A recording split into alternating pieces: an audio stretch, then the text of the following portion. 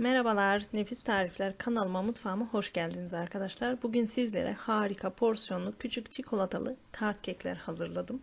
İnanın nefis, kreması ayrı güzel, keki ayrı güzel. Pamuk gibi bir dokusu var. Kesinlikle denemelisiniz diyorum. Eğer dilerseniz bunu büyük boy pasta olarak da yapabilirsiniz. Büyük tart kalıbında yani. Şimdi gereken malzemeler. Dediğim gibi ben küçük tart kalıpları kullanacağım bu şekilde. Yapışmaması için yumuşak tereyağı sürüyorum. Aynı kek kalıbını hazırlar gibi aslında. Bunu birçok kez kek videolarımda göstermiştim. Yumuşak tereyağı olması önemli. Kesinlikle eritilmiş kullanmamalısınız. Böyle yumuşak tereyağı fırçayla her yerine sürüyorum. Ve biraz un serpiyorum. Elimle sallayarak her yerine eşit dağılmasını sağlıyorum. Fazla unlu diğer kalıbıma aktarıyorum. Bu şekilde tüm kalıplarımı hazır ediyorum arkadaşlar. Dediğim gibi büyük boy kalıpta da yapabilirsiniz. Normal tart kalıbında yani. Bu esnada ben tüm kalıplarımı hazırlıyorum. Fazla unlu silkmeyi unutmayın arkadaşlar. Dökün yani.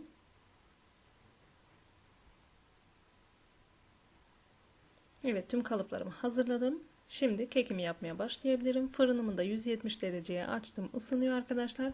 2 adet yumurtam var. 1 çay bardağı toz şeker. 1 paket vanilya ekliyorum.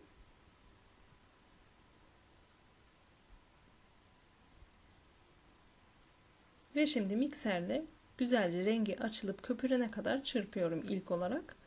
Bu her kek için geçerli arkadaşlar. En önemli püf noktasıdır diyebilirim yani kek tariflerinde.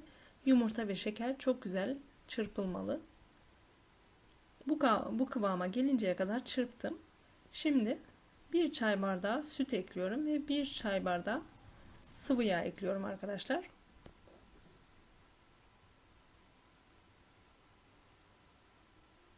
Ama birazdan biraz daha süt ilavesi yapacağım. Çünkü bana göre kıvamı biraz katı olmuştu. Onu zaten videonun devamında göreceksiniz.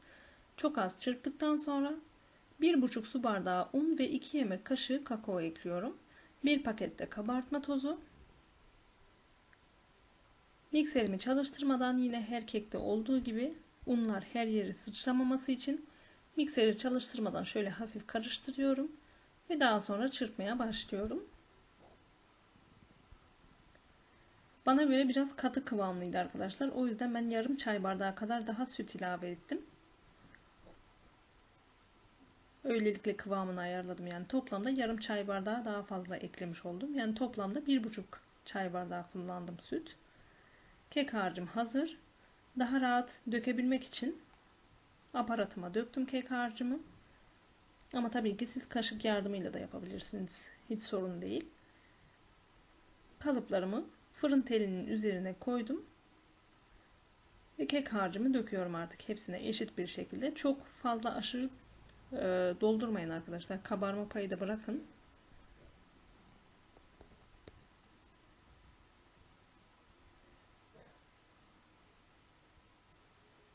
Evet, keklerim 170 derece önceden ısıttığım fırına gitmeye hazır artık. İnce olduğu için arkadaşlar normal keke nazaran hızlı pişecektir. Kontrollü olun. Kekimiz pişerken biz de kremasını hazırlayalım. Bir tavaya 200 milim sıvı krema koyuyorum. 100 gram bitter çikolatam var. Ve toplamda 170 gram sütlü çikolata kullanmış oldum ben arkadaşlar. Kremam ısındı ama kaynatma aşamasına getirmiyoruz arkadaşlar. Isınması yeterli. Çikolatalarımı tek seferde içerisine döküyorum. Şöyle hafif sallıyorum ve ellemiyorum. Yani 1-2 dakikalığına o şekilde erimesini sağlıyorum kendiliğinden. Daha kolay karıştırması, daha kolay oluyor yani. Dediğim gibi bu şekilde sadece çikolataların kremayla ıslanmasını sağlıyorum. Zaten sıcağıyla hemen eriyorlar. 1-2 dakikanın sonunda gördüğünüz gibi şimdi karıştırmaya başlıyorum. Erimiş bile. Ve şimdi pürüzsüz bir kıvam oluncaya kadar çırpıyorum. Çok güzel bir çikolatalı sos elde etmiş oluyoruz.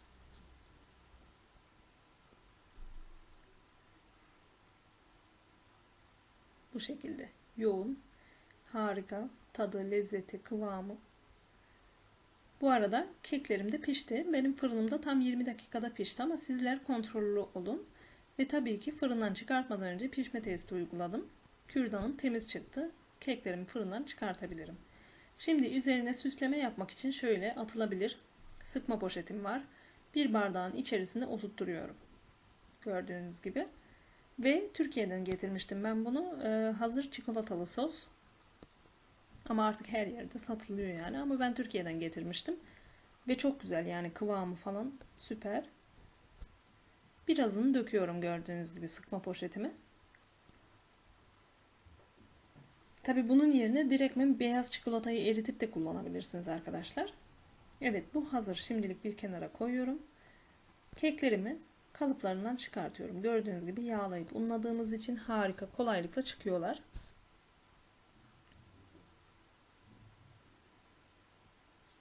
Hepsini servis edeceğim kağıtların üzerine yerleştiriyorum. Yumuşacık oldular. İnanın harika bir lezzet oldu. Yani kesinlikle denemelisiniz. Özellikle böyle porsiyonluk olması çok güzel. Çok pratik. Şimdi hazırlamış olduğum çikolatalı sosumu döküyorum.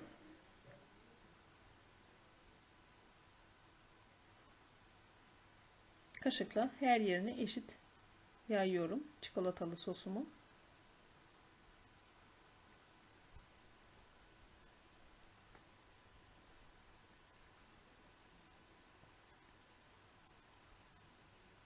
Çikolata sevenler bu tarife bayılacak arkadaşlar. Garanti veriyorum.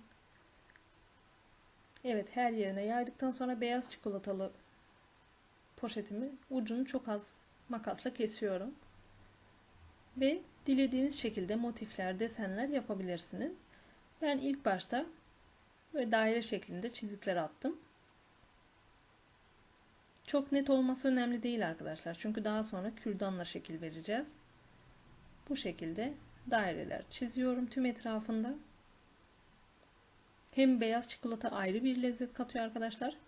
Hem görsel olarak daha güzel oluyor. Dediğim gibi çok net olmasına fazla da özen göstermek zorunda değilsiniz. Yani benim gördüğünüz gibi yani hepsi de çok mükemmel değil. Şimdi kürdanla şekil vermeye başlıyorum. Şekil vermek tamamıyla hayal gücünüze kalmış bir şey aslında arkadaşlar. Her şekilde çok güzel bir sonuç çıkacağına garanti veriyorum yani. Nasıl yaparsanız yapın. Hem lezzet olarak hem görüntü olarak mükemmel olan tarifler arasındadır.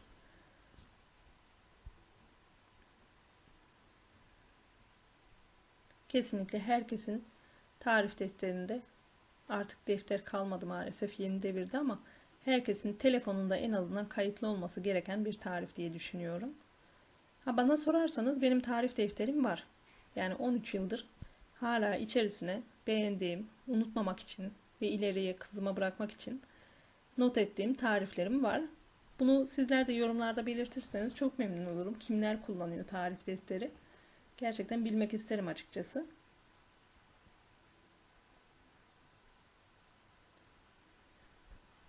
Bu şekilde şekerler verdim.